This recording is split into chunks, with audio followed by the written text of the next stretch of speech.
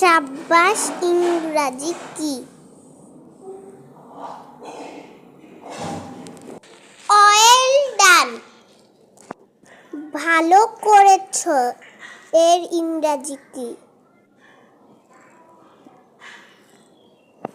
Good job. তুমি পেরেছো এর ইংরাজি কি?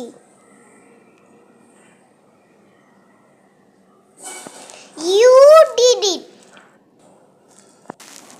তোমার জন্য ভালো হয়েছে এর ইংরাজি কি?